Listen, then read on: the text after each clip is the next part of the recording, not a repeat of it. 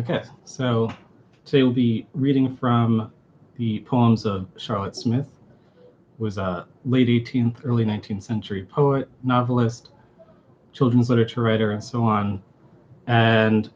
so Charlotte Smith is most strongly known today for her sonnets. So in the 17th century, you had some major sonnets that sort of died off for over 100 years, and then Charlotte Smith publishes her elegiac sonnets in the 1780s, and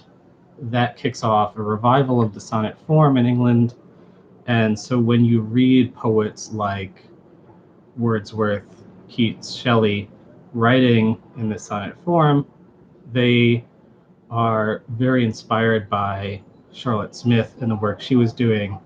a decade or two or three earlier. And she has two longer poems, the first of which is The Emigrants, that we'll be reading today. And then tomorrow I'm going to read Beachy Head, which is somewhat her more well-known work. But The Emigrants is set in the aftermath of some of the violence of the French Revolution. And it's the sort of meditative look on the sort of aftermath of that, the sort of people fleeing France, and in particular her own sort of thoughts on, the knowledge of what happened and grappling with, sort of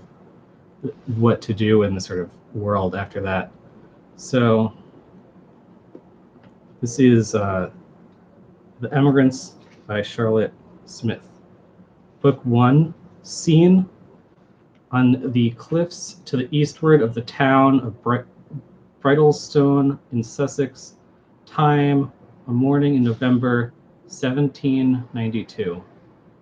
Slow in the wintry morn, the struggling light throws a faint gleam upon the troubled waves, their foaming tops as they approach the shore, and the broad surf that never ceasing breaks. On the innumerous pebbles catch the beams of the pale sun that with reluctance gives to this cold northern isle its shortened day. Alas, how few the morning wakes to joy, how many murmur at oblivious night, for leaving them so soon, for bearing thus their fancied bliss, the only bliss they taste, on her black wings away,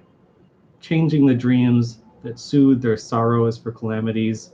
and every day brings its own sad proportion, for doubts, diseases, abject dread of death, and faithless friends, and fame and fortune lost, fancy or real wants, and wounded pride, that views the day-star, but to curse his beams. Yet he, whose spirit into being called this wondrous world of waters, he who bids the wild wind lifts them till they dash the clouds, and speaks to them in thunder, or whose breath, low murmuring o'er the gently heaving tides, when the fair moon in summer night serene irradiates with long trembling lines of light their undulating surface, that great power, who governing the planets also knows, if but a sea mew falls, whose nest is hid in these incumbent cliffs, he surely means to us, his reasoning creatures, whom he bids acknowledge and revere his awful hand, nothing but good.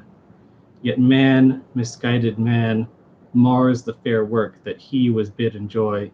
and makes himself the evil he deplores. How often when my weary soul recoils from proud oppression and from legal crimes, for such are in this land, where the vain boast of equal law is mockery, while the cost of seeking for redress is sure to plunge the already injured to more certain ruin, and the wretch stars before his counsel pleads.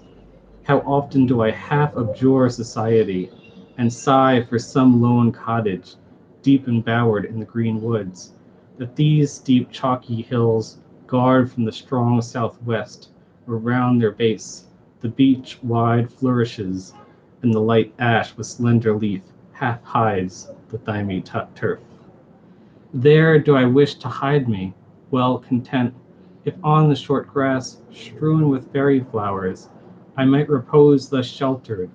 or when eve in crimson or when eve in orient crimson lingers in the west, gain the high mound and mark these waves remote,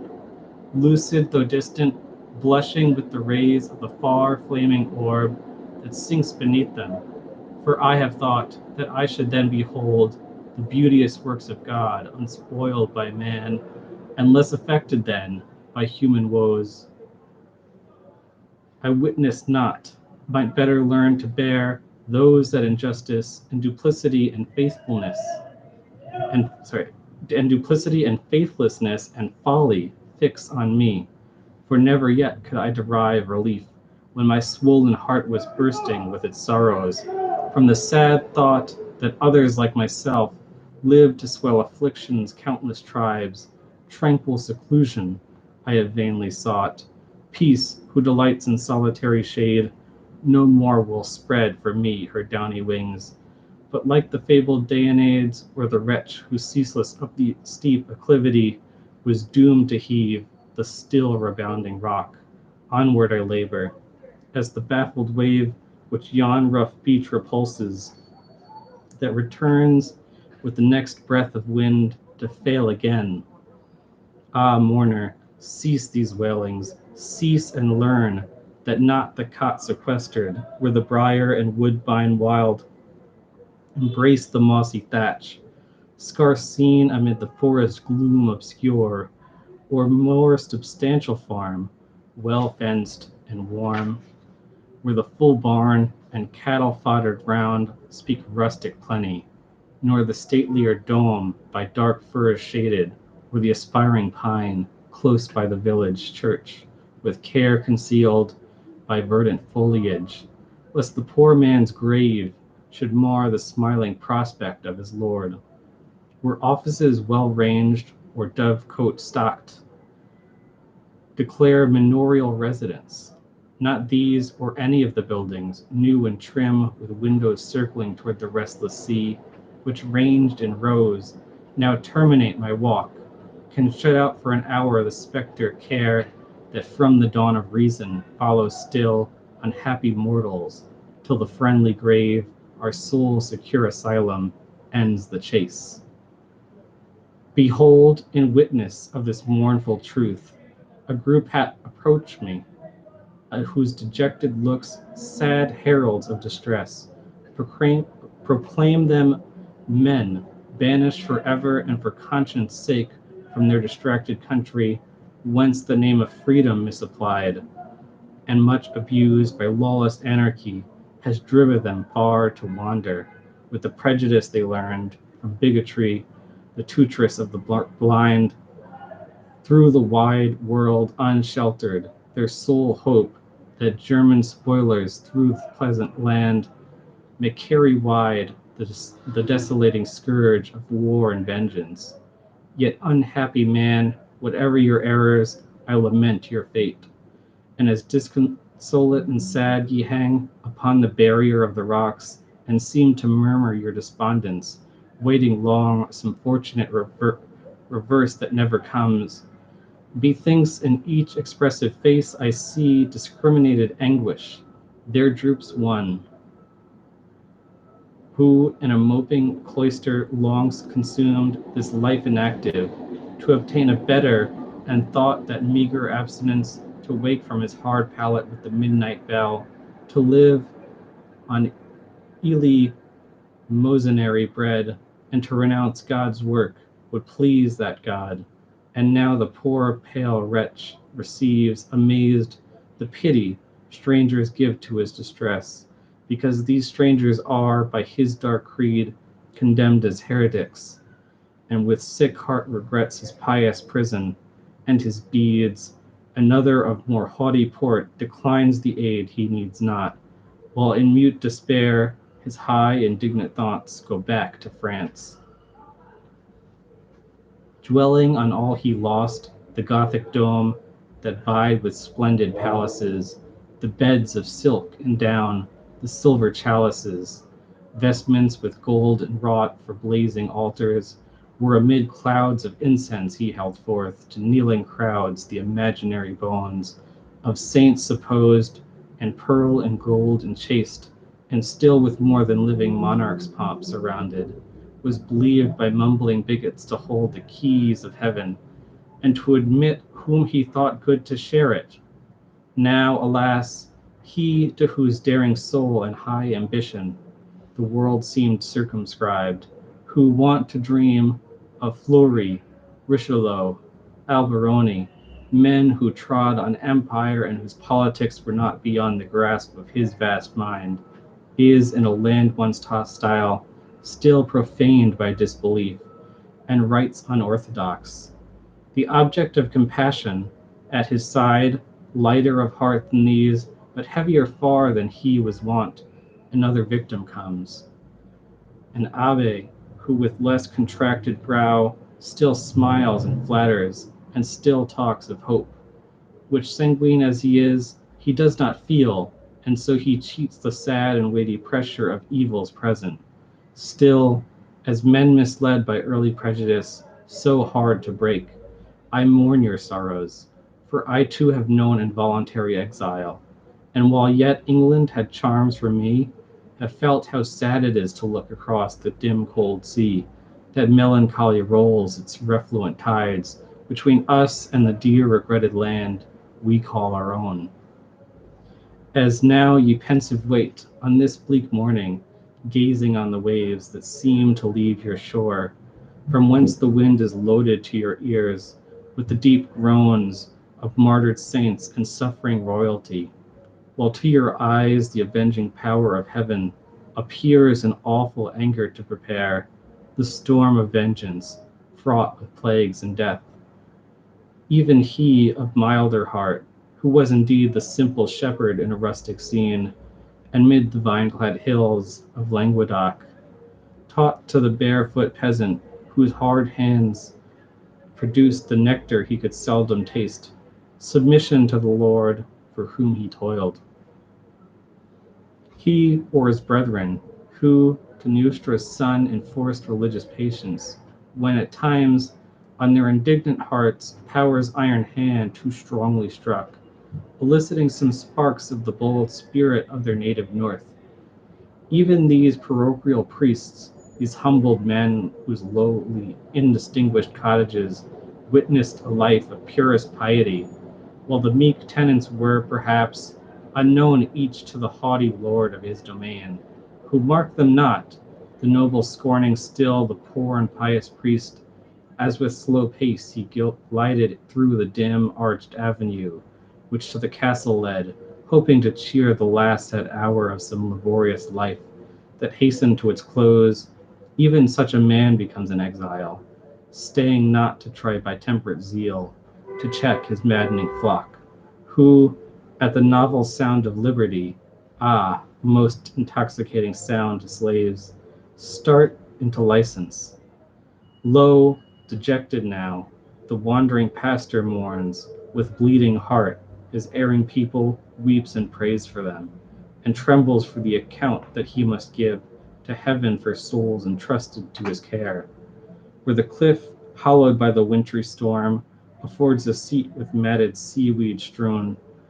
a softer form reclines. Around her run, on the rough shingles or the chalky bourne, her gay unconscious children, soon amused, who pick the fretted stone or glossy shell, or crimson plant marine, or they contrive the fairy vessel with its ribbon sail and gilded paper pennant in the pool left by the salt wave on the yielding sands. They launch their mimic navy, happy age, unminded of the miseries of man.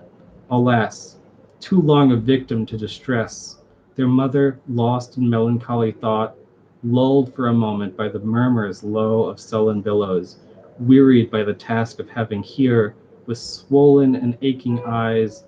fixed on the gray horizon, since the dawn solicitously watched the weekly sail from her dear native land, now yields awhile to kind forgetfulness, while fancy brings in waking dreams that native land again. Versailles appears, its painted galleries and rooms of regal splendor, rich with gold, where by long mirrors multiplied, the crowd paid willing homage, and united there Beauty gave charms to empire. Ah, too soon from the gay visionary pageant roused, see the sad mourner start, and drooping, look with tearful eyes and heaving bosom round on drear reality, where darkening waves, urged by the rising wind, unheeded foam near her cold, rugged seat. To call her thence a fellow sufferer comes, dejection deep checks, but conceals not quite the martial air, and that high consciousness of noble blood, which he has learned from infancy to think, exalts him over the race of common men, nursed in the velvet lap of luxury, and fed by adulation. Could he learn that worth alone is true nobility, and that the peasant, who amid the sons of reason, valor, liberty, and virtue, displays distinguished merit, is a noble of nature's own creation? If even here, if in this land of highly vaunted freedom, even Britons controvert the unwelcome truth, can it be relished by the sons of France, men who derive their boasted ancestry from the fierce leaders of religious wars, the first in chivalry's emblazoned page, who reckon Wesley, Bayard, and Defoe among their brave progenitors, their eyes accustomed to regard the splendid trophies of heraldry, that with fantastic hand mingles, like images in feverish dreams, gorgons and hydras and chimeras dire, with painted puns and visionary shapes. See not the simple dignity of virtue, but hold all base, whom honors such as these exalt not from the crowd, as one who long has dwelt amid the artificial scenes of populous cities, deems that splendid shows, with theatre and pageant pomp of courts, are only worth regard, forgets all taste for nature's genuine beauty. In the lapse of gushing waters, hears no soothing sound, nor listens with delight to sighing winds that on their fragrant pinions waft the notes of birds rejoicing in the tangled copse, nor gazes pleased on ocean's silver breast, while lightly over it sails the summer clouds, reflected in the wave that hardly hears, flows on the yellow sands, so to his mind that long has lived despotism hides his features harsh, beneath the diadem of worldly grandeur, abject slavery seems, if by that power imposed, slavery no more, for luxury wreathes with silk the iron bonds, and hides the ugly rivets with her flowers, till the degenerate triflers, while they love the glitter of the chains, forget their weight. But more the men who ill-acquired wealth was wrung from feathered myriads by the means too often legalized by power abused, feel all the horrors of the fatal change, when their ephemeral greatness, marred at once as a vain toy that fortune's child's hand equally joyed to fashion or to crush, leaves them exposed to universal scorn for having nothing else. Not even the claim to honor which respect for heroes past allows to ancient titles. Men like these seek even beneath the level whence based arts alone had raised them, unlamented sink, and know that they deserve the woes they feel. Poor wandering wretches, whosoever ye are, that hopeless, houseless, friendless travel wide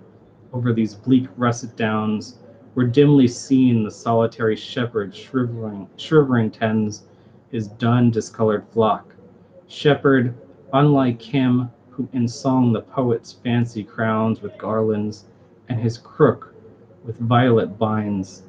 Poor vagrant wretches, outcasts of the world, whom no abode receives, no parish owns, roving like nature's commoners, the land that boasts such general plenty. If the sight of wide extended misery softens yours awhile, suspend your murmurs. Here behold the strange vicissitudes of fate, while thus the exiled nobles, from their country driven, whose richest luxuries were theirs, must feel more poignant anguish than the lowest poor, who born to indignant have learned to brave rigid adversity's depressing breath. Ah, rather fortune's worthless favorites, who feed on England's vitals, pensioners of base corruption, who in quick ascent to opulence unmerited, become giddy with pride. And as ye rise, forgetting the dust ye lately left, with scorn look down on those beneath ye, though your equals once, in fortune and in worth superior still, they view the eminence on which ye stand with wonder, not with envy. For they know the means by which ye reached it, have been such as, in all honest eyes, degrade ye far beneath the poor dependent, whose sad heart reluctant pleads for what your pride denies. Ye venal, worthless hirelings of a court, ye pampered parasites, whom Britons pay for forging fetters for them, rather here study a lesson that concerns ye much, and trembling learn that if oppressed too long, the raging multitude, to madness strung, will turn on their oppressors, and no more by sounding titles and parading forms, bound like tame victims, will redress themselves.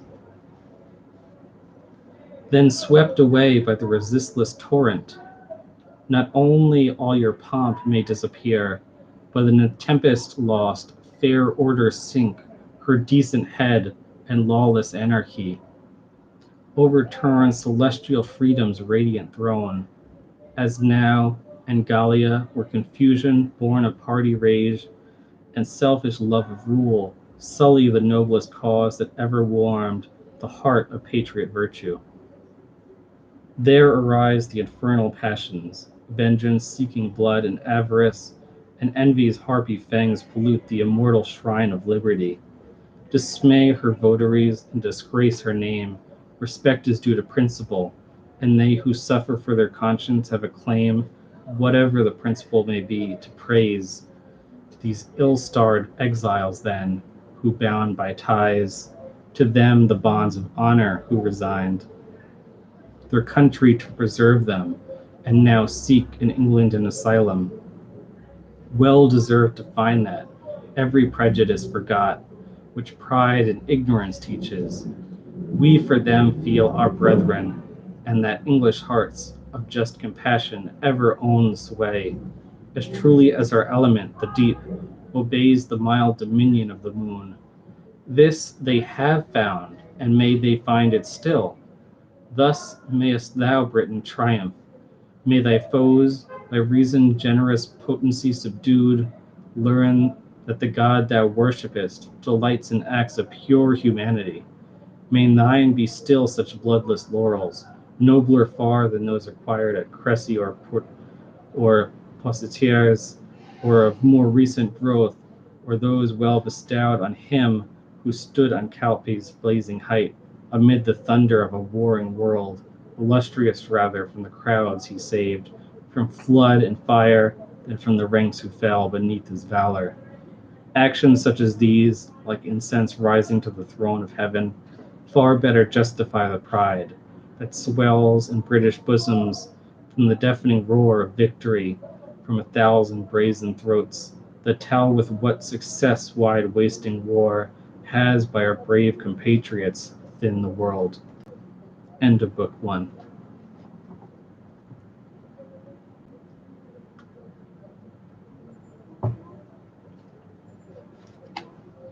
The Emigrants, Book the Second. Scene on an eminence on one of those downs which afford to the south a view of the sea, to the north of the Weald of Sussex. Time, an afternoon in April 1793. And there's a epigraph from Virgil's Georgics. Translates to, here right has become wrong and wrong right. So much war spread across the world, so many aspects of evil. The plow is no longer honored. Fields have become empty of their tillers, and the curved sickle is beaten into the unbending sword. War erupts on the Euphrates. In Germany, neighboring states break their treaties and bear forth arms. Uncaring Mars savages the whole world. So now we jump from 1792 to 1793. and we're on an eminence on one of those downs which afford to the south a view of the sea. Long wintry months are past. The moon that now lights her pale crescent even at noon has made 4 times her revolution. Since with step mournful and slow along the wave-worn cliffs, pensive I took my solitary way, lost in despondence, while contemplating not my own wayward destiny alone, hard as it is and difficult to bear, but in beholding the unhappy lot of the lorn exiles who amid the storms of wild disastrous anarchy are thrown like shipwrecked sufferers on England's coast, to see perhaps no more their native land, where desolation riots. They, like me, whom fairer hopes and happier prospects driven, shrink from the future and regret the past. But on this upland scene, while April comes with fragrant airs to fan my throbbing breast, fain would I snatch an interval from care that weighs my wearied spirit down to earth, courting once more the influence of hope, for hope still waits upon the flowery prime, and here I mark spring's humid hand unfold. The early leaves that fear capricious winds will even on sheltered banks, the timid flowers, give half reluctantly their warmer hues, to mingled with the primrose's pale stars. No shade the leafless copses yet afford, nor hide the mossy labors of the thrush, that startled darts across the narrow path, but quickly reassured, reassumes his task, or adds his louder notes to those that rise from yonder tufted brake,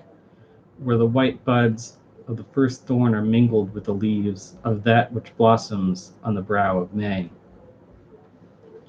Ah, 'twill not be, so many years have passed since on my native hills I learned to gaze on these delightful landscapes,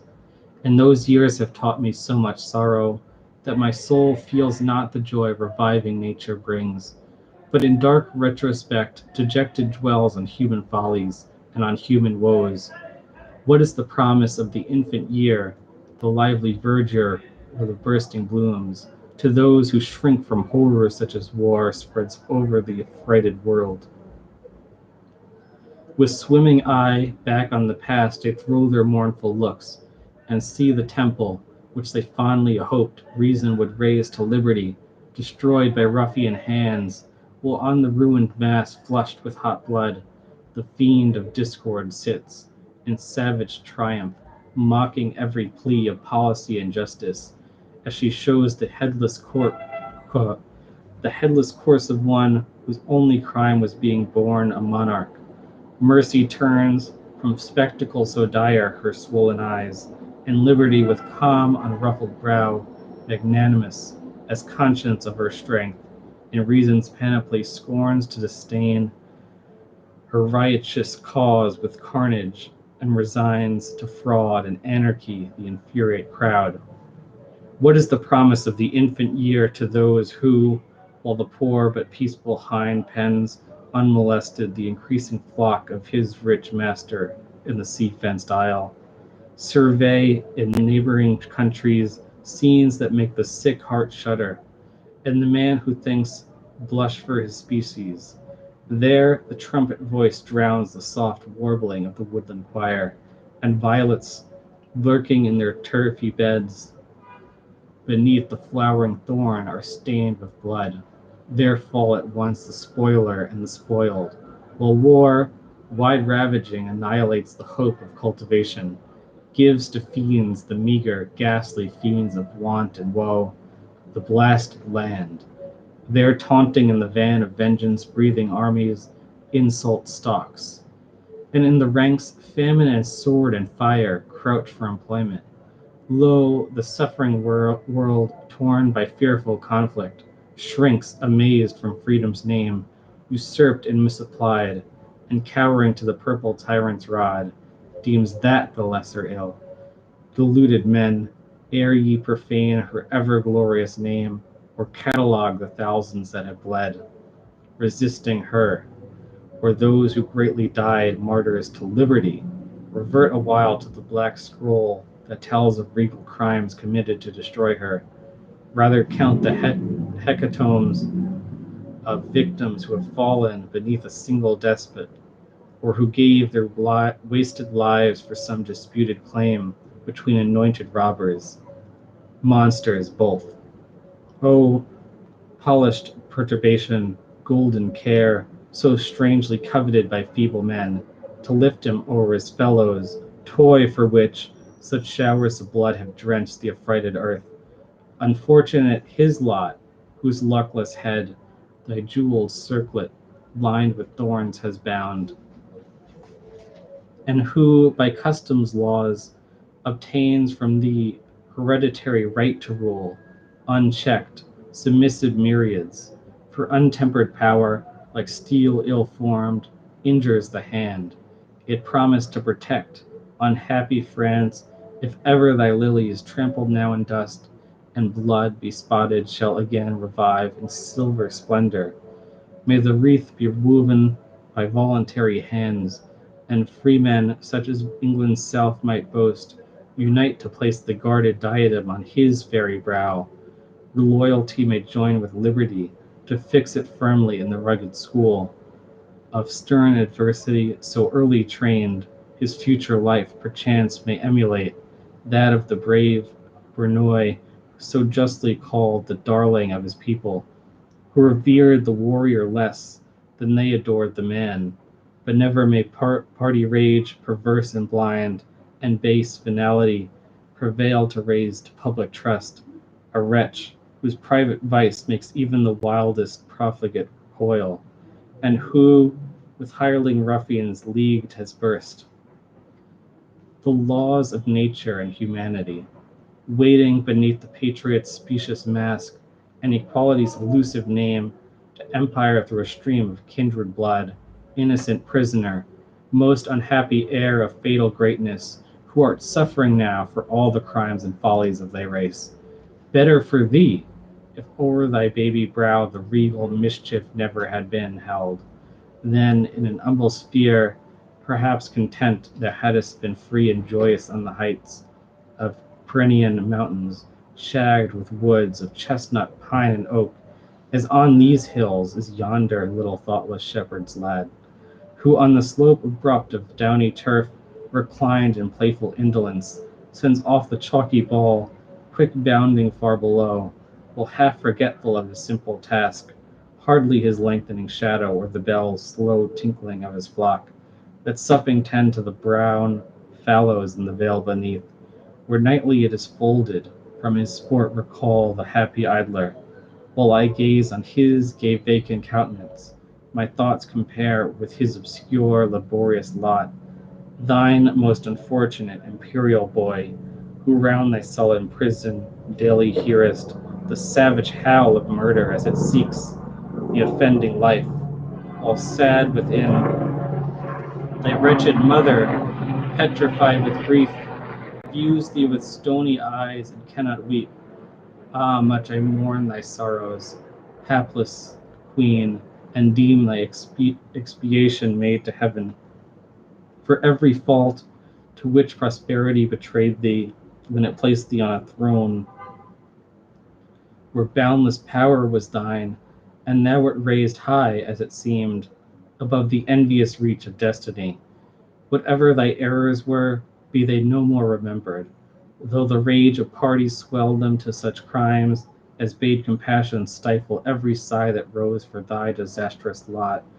More than enough thou hast endured, and every English heart, even those that highest beat in freedom's cause, disclaim as base, and of that cause unworthy the vengeance or the fear that makes thee still a miserable prisoner. Ah, who knows from sad experience more than I to feel for thy desponding spirit as it sinks beneath procrastinated fears for those more dear to thee than life? What eminence of misery is thine, as once of joy? And as we view the strange vicissitudes, we ask anew where happiness is found. Alas, in rural life, where youthful dreams see the Arcadia that romance describes, not even content resides. In yon low hut of clay and thatch, where rides the grey smoke of smouldering turf, cut from the adjoining moor, the laborer, its inhabitant, who toils from the first dawn of twilight, till the sun sinks in the rosy waters of the west, finds that with poverty it cannot dwell. For bread and scanty bread is all he earns for him and for his household. Should disease born of chill wintry rains arrest his arm, then, through his patched and straw-stuffed casement, peeps the squalid figure of extremest want, and from the parish the reluctant dole, dealt by the unfeeling farmer, hardly saves the lingering spark of life from cold extinction. Then the bright sun of spring, that smiling bids all other animals rejoice, beholds, crept from his pallet, the emaciate wretch attempt, with feeble effort, to resume some heavy task above his wasted strength, turning his wistful looks, how much in vain, to the deserted mansion, where no more the owner, gone to gayer scenes, resides, who made even luxury virtue, while he gave the scattered crumbs to honest poverty. But though the landscape be too oft deformed by figures such as these, yet peace is here, and over our valleys,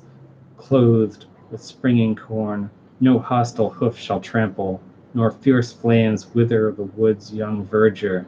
ere it form, gradual, the laughing May's luxuriant shade. For by the rude sea guarded we are safe, and feel not evils, such as with deep sighs the emigrants deplore, as they recall the summer past, when nature seemed to lose her coarse and wild distemperature, and aid with seasons all reversed, destructive war.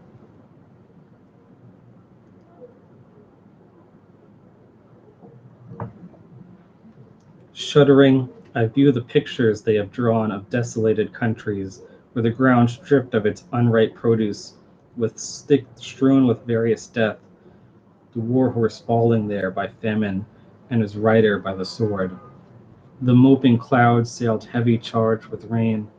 and bursting over the mountains, misty brow, deluged as with an inland sea, the vales. Here, through the sullen evening's lurid gloom, rising like columns of volcanic fire,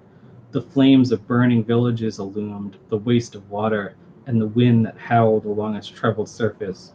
brought the groans of plundered peasants and the frantic shrieks of mothers for their children, while the brave, to pity still alive, listened aghast to these dire echoes, hopeless to prevent the evils they beheld, or check the rage which ever, as the people of one land meet in contention, fires the human heart with savage thirst of kindred blood, and makes man lose his nature, rendering him more fierce than the gaunt monsters of the howling waste. Oft have I heard the melancholy tale which, all their native gaiety forgot, these exiles tell, how hope impelled them on, reckless of tempest, hunger, or the sword, till ordered to retreat, they know not why, from all their flattering prospects, they became the prey of dark suspicion and regret. Then in despondence sunk the unnerved arm of gallant loyalty. At every turn shame and disgrace appeared, and seemed to mock their scattered squadrons, which the warlike youth, unable to endure, often implored as the last act of friendship from the hand of some brave comrade, to receive the blow that freed the indignant spirit from its pain. To a wild mountain, whose bare summit hides its broken eminence in clouds, whose steeps are dark with woods, where the receding rocks are worn by torrents of dissolving snow, a wretched woman, pale and breathless, flies, and gazing round her, listens to the sound of hostile footsteps. No, it dies away, nor noise remains but of the cataract, or surly breeze of night that mutters low among the thickets where she trembling seeks a temporary shelter, clasping close to her hard heaving heart her sleeping child, all she could rescue of the innocent group that yesterday surrounded her, escaped almost by miracle. Fear, fanatic fear, winged by her weak feet, yet half repentant now for headlong haste. She wishes she had stayed to die with those affrighted fancy paints, the lawless soldiers' victims. Hark! Again the driving tempest bears the cry of death, and with deep sullen thunder The dread sound of cannon vibrates on the tremulous earth. While bursting in the air, the murderous bomb glares over her mansion, where the splinters fall, like scattered comets. Its destructive path is marked by wreaths of flame. Then, overwhelmed beneath accumulated horror, sinks the desolate mourner. Yet in death itself,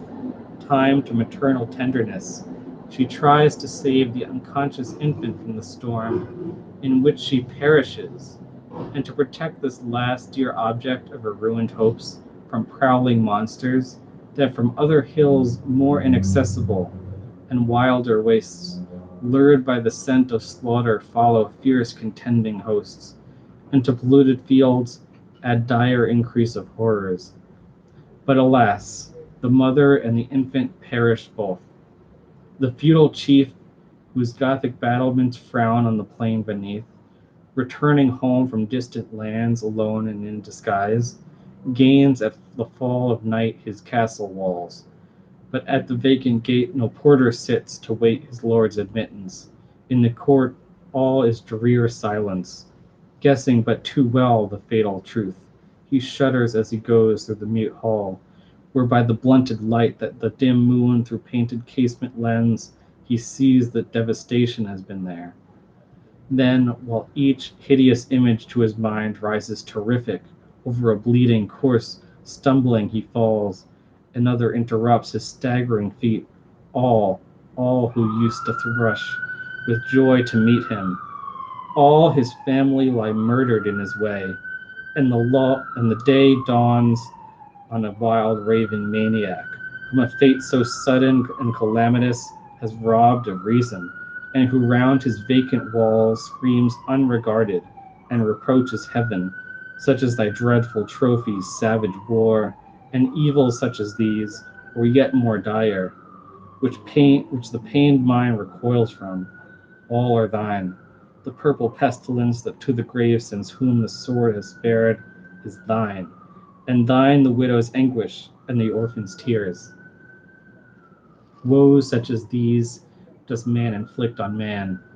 and by the closet murderers, whom we style wise politicians, are the schemes prepared, which to keep Europe's wavering balance even,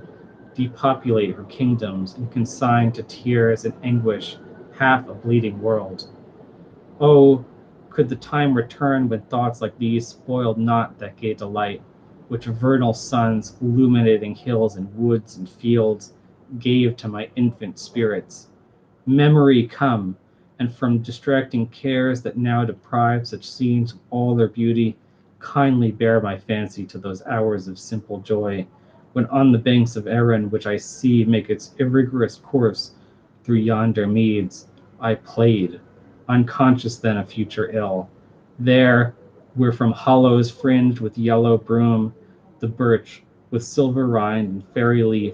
aslant the low stream trembles, I have stood, and meditated how to venture best into the shallow current to procure the willow herb of glowing purple spikes, or flags whose sword-like leaves concealed the tide, startling the timid reed-bird from her nest. As with aquatic flowers I wove the wreath, such as, collected by the shepherd girls, deck in the villages the turfy shrine, and mark the arrival of propitious May. How little dreamed I then the time would come, when the bright sun of that delicious month should from the disturbed and artificial sleep awaken me never awaken me to never-ending toil, to terror and to tears, attempting still with feeble hands and cold desponding heart to save my children from the overwhelming wrongs that have for 10 long years been heaped on me. The fearful spectres of chicane and fraud have, Proteus-like, still changed their hideous forms, as the law lent its plausible disguise, pursuing my faint steps, and I have seen friendship's sweet bonds, which were so early formed, and once I fondly thought of amaranth, and wove the silver 7 times tried, give way, and fail, as these green fan-like leaves of fern will wither at the touch of autumn's frost. Yet there are those whose patient pity hears my long murmurs, who unwearied try with lenient hands to bind up every wound my wearied spirit feels, and bid me go right onward, a calm votary of the nymph, who from her adamantine rock points out to conscious rectitude the rugged path that leads at length to peace. Ah, yes, my friend, peace will at last be mine, for in the grave is peace, and pass a few short years, perchance a few short months, and all the various pain I now endure shall be forgotten there, and no memorial shall remain of me, save in your bosoms, while even your regret shall lose its poignancy as ye reflect what complicated woes that grave conceals. But if the little praise that may await the mother's efforts should provoke the spleen of priest or Levite, and they then arraign the dust that cannot hear them, be it yours to vindicate my humble fame, to say that, not in selfish suffering absorbed, I gave to misery all I had, my tears,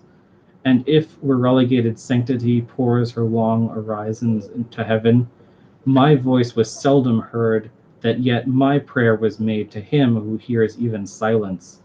not in domes of human architecture filled with crowds,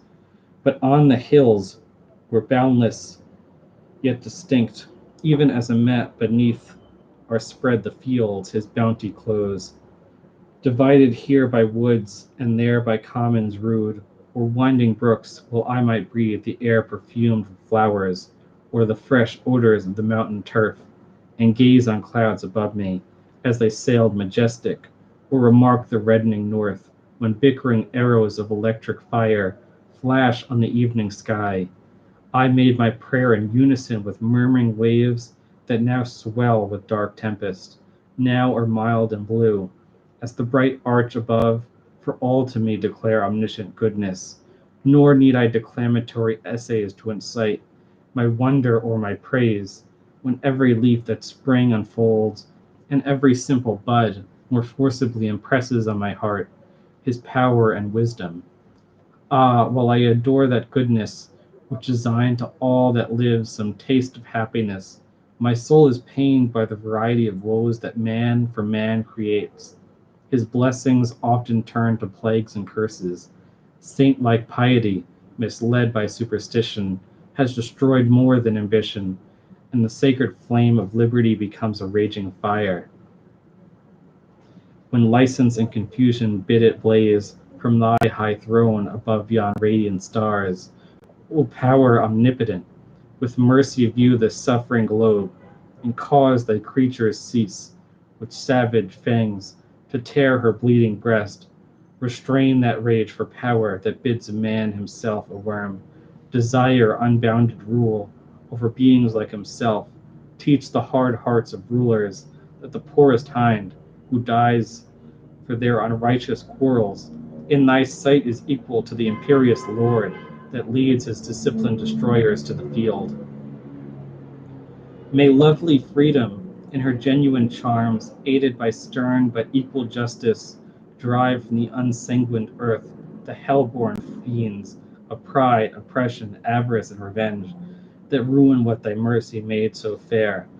Then shall these ill-starred wanderers, whose sad fate these desultory lines lament, regain their native country, private vengeance then to public virtue yield, and the fierce feuds that long have torn their desolated land may, even as storms that agitate the air, drive noxious vapors from the blighted earth, serve, all tremendous as they are, to fix the reign of reason, liberty, and peace. And so that's The Emigrants by Charlotte Smith. Thank you.